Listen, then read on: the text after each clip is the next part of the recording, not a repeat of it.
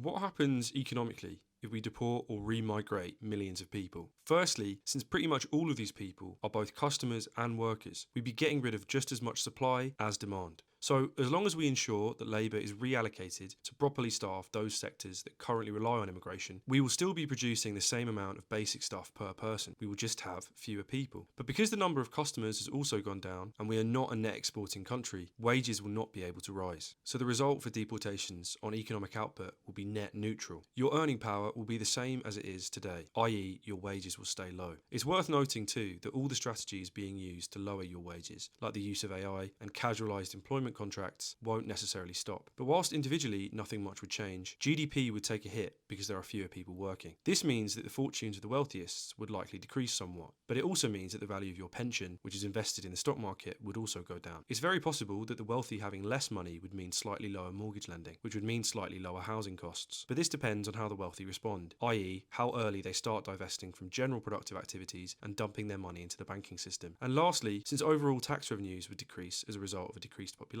and since GDP would also decline, government debt will be harder to finance. The debt to GDP ratio will get much worse, forcing the government into cuts and further constraining the government's ability to build. And since wages are unlikely to rise as a result of deportations, this means that your ability to access healthcare, pensions, and unemployment insurance will get worse as the government gets poorer. So massive deportations don't seem to significantly change the dynamics of the economy. There may be a slight decrease in the cost of housing, but this is offset by a poorer government and collapsing pensions.